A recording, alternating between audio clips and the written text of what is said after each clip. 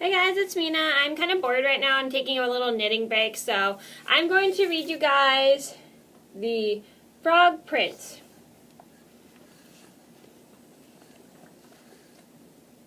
And warning, this might be a two-part video.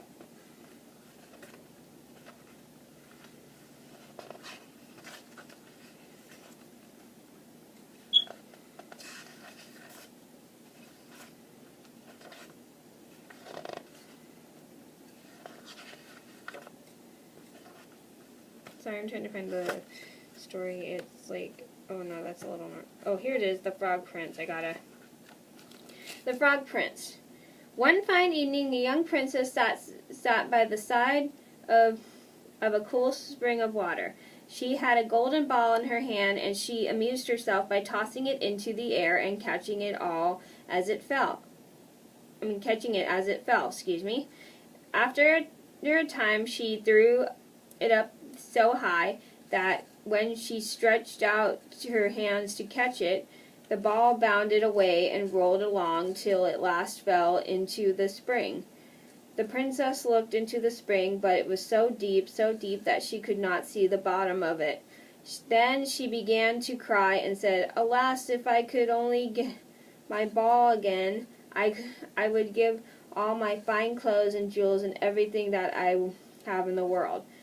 While she was crying, a frog poked its head out of the water and said, "Princess, why do you weep so bitterly?" "Alas," she said, "what can you do for me, you ugly frog? My golden ball has fallen into the spring." The frog said, "I want not your pearls and jewels and fine clothes, but if you will love me and let me live with you and eat from your little golden plate and sleep upon your little bed, I will bring you your ball." "What nonsense," thought the princess. "He can never get me out of the spring. However, he may be able to get my ball for me, and therefore I will promise him what he asks." So she said to the frog, "If you will bring me my ball, I promise to do all you ask." Then the frog dove deep under the water. After a little while he came up again with the ball in his mouth. As soon as the young princess saw her ball, she ran to pick it up and was overjoyed to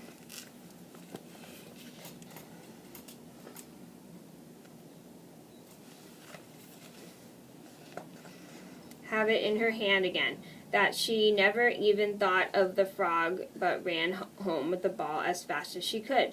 The frog called after her, "Stay, princess, and take me with you as you promised." But the princess did not stop to hear a word. The next day, just as the princess sat down to dinner, she heard a strange noise, tap, tap, tap, as if someone were coming up the marble staircase. Then someone knocked gently at the door. The princess ran to the door and opened it, and there she saw the frog. She was terribly frightened, and shutting the door as fast as she could, she returned to her seat. The king, her father, asked her what had frightened her. "There is a nasty frog at the door," she said, "who lifted my ball out of the spring yesterday. I promised him that he should live with me here, thinking that he could never get out of the spring. But there he is at the door and wants to come in." While she was speaking, the frog knocked again at the door. The king said to the young princess, "As you made a promise, you must keep it. Go and let him in." She did so, and the frog hopped into the room and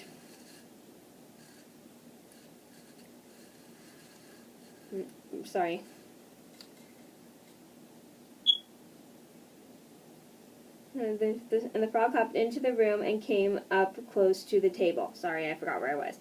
"Pray lift me upon your chair," said the princess, "and let me sit next to you." As soon as she had done this, the frog said, "Put your plate closer to me that I may eat out of it." This she did, and when she had eaten as much as he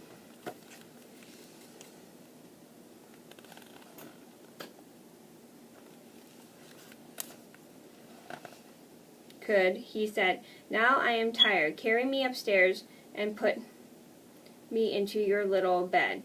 So the princess took him him up in her hand and put him upon the pillow of her bed, her own bed, where she slept all night long. He slept all night long. As soon as it was light, he jumped up, hopped down the stairs, and went out of the house. Now, thought the princess, he is gone, and I shall be troubled with him no more. But she was mistaken, for when the night came again, she heard the same tapping at the door. When she opened it, the frog came in and slept upon her pillow as before until morning. The third night he did the same, but when the princess awoke the following morning, she was astonished to see, instead of a frog, a handsome prince standing at the foot of her bed. He told her that he had been enchanted by an evil fairy who changed him into a frog, and he would have had to remain a frog unless a princess should take him out of the spring and let him sleep upon her bed for 3 nights. "You have broken this cruel charm," said the prince, "and now I have nothing to wish for but that you should go with me into my father's kingdom, where I will marry you and love you as long as I live." The young princess, you may be sure, was not long in giving her consent, and as they spoke, a splendid carriage drove up. It was driven by 8 beautiful horses decked with plumes of feathers and a golden harness, and behind rode the prince's servant, the faithful Henry, who had bewailed the misfortune of his dear master as long and bitterly that his heart had well nigh burst. Then all set out, full of joy, for the prince's kingdom, where they arrived safely and lived happily a great many years.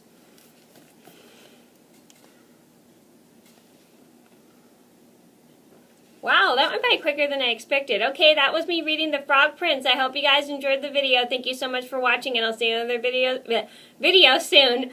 Bye!